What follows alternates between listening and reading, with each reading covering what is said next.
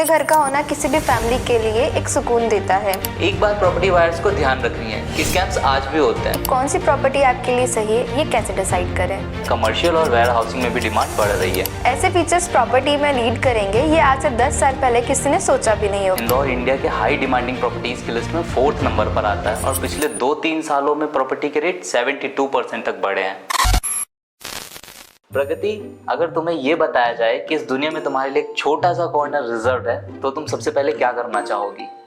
Corner मैं तुरंत उसमें एक टेरेस गार्डन बनाना चाहूंगी विद चाय, books and comfortable chair. The perfect space जो सिर्फ मेरा अपना होगा। एग्जैक्टली, हम सबको अपना एक स्पेस चाहिए होता है और आज हम इसी ड्रीम स्पेस के बारे में बात करेंगे, not as emotion but as an investment. Welcome to igniting mind shots. मैं हूँ अतुल और मैं हूँ प्रगति। तो आज हम आपके साथ शेयर करेंगे property related facts, short stories, practical tips and myth busting भी। तो चलो शुरू करते हैं। बिल्कुल। अब कल ही की बात है, मेरा एक दोस्त घर ढूंढ रहा था। मुझसे कहता है कि यार रेंट इतना बढ़ गया है कि बाय करना ही सही ऑप्शन है। और मेरा एक फ्रेंड मुझसे कह रहा था कि घर तो चाहिए पर डाउन पेमेंट कैसे अरेंज करूं। इससे दोनों की फीलिंग्स तो क्लियर समझ जाती है कि हर एक डिसीजन में इमोशंस भी है एंड नंबर भी। इसलिए आज हम दोनों चीजें मिलाकर बात करेंगे, जैसे इमोशन और लॉजिक। देखो, एसेट डाइवर्सिफिकेशन का कॉन्सेप्ट तो मोस्टली लोग जानते हैं, जैसे stocks, mutual fund and gold. वैसे ही प्रॉपर्टी उस लिस्ट का एक फिजिकल और टेंजिबल एसेट है जो लॉन्ग टर्म वैल्यू प्रोवाइड करता है। बिल्कुल सच कहा। और इसलिए इंडिया में रियल एस्टेट सिर्फ हाइप नहीं, एक रियल डिमांड है जो कि इंफ्रास्ट्रक्चर ग्रोथ का रिजल्ट है। जब किसी जगह डेवलपमेंट स्टार्ट होता है तो उस जगह की प्रॉपर्टी की वैल्यू में इंक्रीज होना नेचुरल है।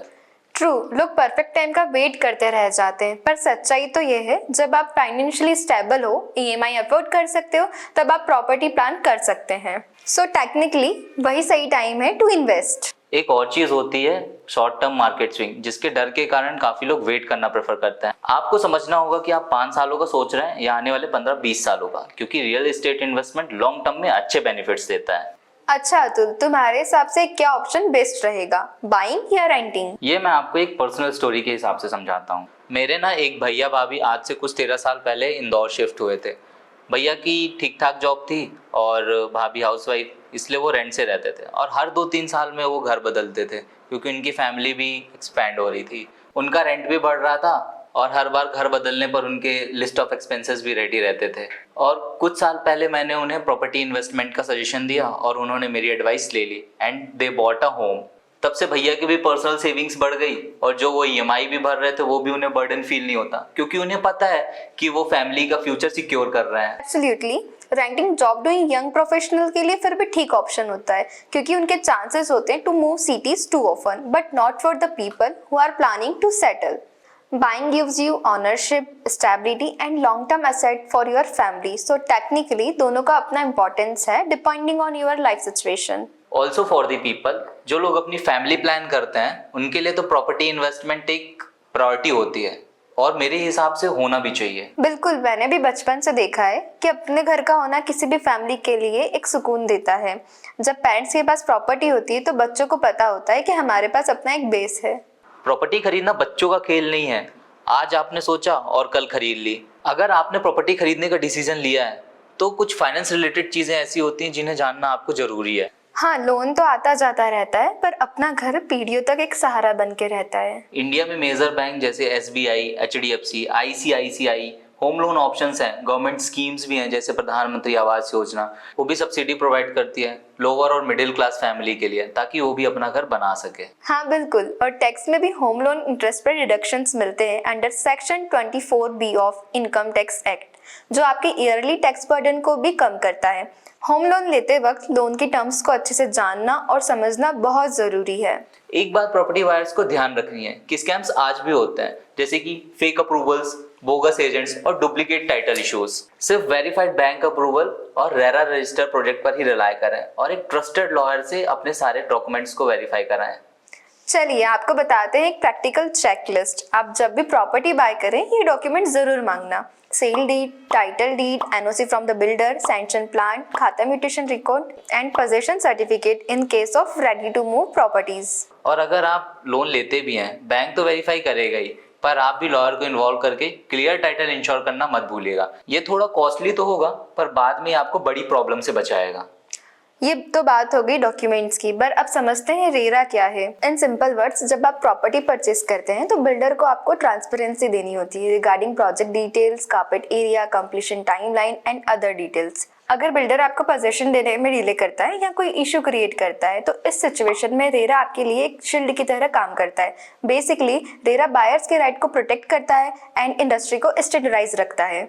So the pro tip is property खरीदते वक्त डेवलपर से रेरा रजिस्ट्रेशन नंबर मांगो, वेबसाइट पर चेक करो और रेरा पोर्टल पे जाके डिटेल्स और अपडेट्स देखो। ये छोटा सा चेक आपको फ्यूचर में होमलेस होने से बचाएगा। अच्छा, हमने लीगलिटी डिस्कस कर ली, क्या इंपॉर्टेंट डॉक्यूमेंट होना चाहिए वो जान लिया, पर एक और इम्पॉर्टेंट बात कि कौन सी प्रॉपर्टी आपके लिए सही है ये कैसे डिसाइड करें।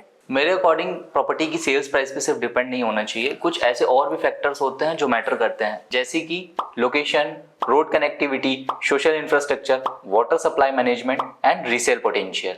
और ये सारे फैक्टर मिलकर डिटरमाइन करते हैं कि आपके एसेट की वैल्यू कितनी होगी। एग्जैक्टली, इसलिए मैं इसमें दो और इम्पोर्टेंट फैक्टर ऐड करना चाहूंगी, जैसे नेबरहुड क्वालिटी एंड उस लोकेशन का नेक्स्ट 5 to 10 ईयर्स का अर्बन प्लान। क्योंकि अगर एरिया में मेजर इंफ्रास्ट्रक्चर डेवलपमेंट प्लान है तो डेफिनेटली उस लोकेशन का प्रॉपर्टी एप्रिसिएशन काफी पोटेंशियल होगा। बिल्कुल, आज का प्रॉपर्टी मार्केट काफी इवॉल्व कर रहा है, इनफैक्ट कर भी चुका है। प्रॉपर्टी की बात होते ही प्लॉट या फ्लैट पे ऑप्शंस खत्म नहीं होते। एग्जैक्टली, 2025 में बायर्स का टेस्ट एंड प्रेफरेंस काफी चेंज हो रहा है, which include smart homes with IoT, green living buildings and co living format for young professionals जैसे फीचर्स एंड एमिनिटीज काफी डिमांड में है। IoT, that is internet of things, ऐसे डिवाइसेस को कहा जाता है जिनका इस्तेमाल आसानी से किया जा सके, जो स्मार्टली डिजाइंड हो। जैसे अब घर के बाहर बड़ा सा ताला नहीं लटकाना होगा, आपके फिंगरप्रिंट से डोर लॉक भी होगा और खुल भी जाएगा। ऐसे फीचर्स प्रॉपर्टी में लीड करेंगे, ये आज से 10 साल पहले किसी ने सोचा भी नहीं होगा। पर हाँ, आज भी independent houses, plotted development and mid segment apartment काफी हॉट सेलिंग प्रोडक्ट है फैमिली ओरिएंटेड क्लाइंट के लिए। ट्रेंड के चलते हुए डेवलपर्स भी काफी फ्लेक्सिबल डिजाइन्स और सस्टेनेबिलिटी फीचर्स ऐड कर रहे हैं अपने प्रोजेक्ट्स में। डेवलपमेंट सिर्फ रेसिडेंशियल में नहीं हो रहा है, कमर्शियल और वेयर हाउसिंग में भी डिमांड बढ़ रही है, all thanks to e-commerce expansion. So technically अभी की trending properties are a mix of residential plus commercial and commercial is the best option if you are a investor. पर अतुल, क्या ये डेवलपमेंट और रिवॉल्यूशन सिर्फ टायर 1 सिटीज में ही हो रहा है? बिल्कुल नहीं प्रगति, और यही तो सबसे इंटरेस्टिंग बात है कि tier 2 cities are not a small market anymore. छोटे शहरों में प्रगति प्रवेश कर चुके हैं एंड इवॉल्व कर रही है with new job, infrastructure, institute and much more. अब अपने शहर इंदौर को ही ले लो, तुम्हें पता है इंदौर इंडिया के हाई डिमांडिंग प्रॉपर्टीज की लिस्ट में 4th नंबर पर आता है और पिछले 2-3 सालों में प्रॉपर्टी के रेट 72% तक बढ़े हैं। और तुम्हें एक और शॉकिंग सी बात बताता हूँ, ये सारी 10 सिटीज में सारी सिटीज टियर 2 सिटीज हैं। तो अब तुम अंदाजा लगा सकते हो कि प्रॉपर्टी छोटे शहरों में किस तरह से इवॉल्व हो रही हैं। जैसा कि अभी आपने बताया that Indore rank 4th in top 10 for high demand in 2025, तो क्या आप मुझे इसका रियल टाइम एग्जांपल बता सकते हैं? हाँ बिल्कुल, इंदौर में ऐसे काफी नोटेबल प्रोजेक्ट्स हैं जो बायर्स देख रहे हैं, जैसे कि SSN फिल्टर्स, इमराल प्रोजेक्ट्स और गोदरेज प्रॉपर्टीज। और आप इनके ऑथराइज सेल्स पार्टनर विस्को रियल एस्टेट के साथ डायरेक्टली कनेक्ट कर सकते हैं, जो कि आपकी पूरी तरह से हेल्प करेंगे प्रॉपर्टी खरीदने में फ्रॉम स्टार्ट टिल एंड। ये तो थी प्रॉपर्टी बाइंग इनसाइट, बट ऐसा भी ग्रुप ऑफ पीपल है जो या तो फिर प्रॉपर्टी परचेज नहीं करना चाहता या तो फिर फाइनेंशियली कर नहीं सकता, इसलिए बहुत से लोग फिजिकल प्रॉपर्टी में इन्वेस्ट नहीं करते हैं। बट बिना प्रॉपर्टी बाय करे भी आप रियल एस्टेट मार्केट से बेनिफिट्स ले सकते हैं through REITs, real estate investment trust. ये आपको इन्वेस्ट करने का मौका देता है in commercial real estate portfolio and to earn rental income from it with minimum amount of investment.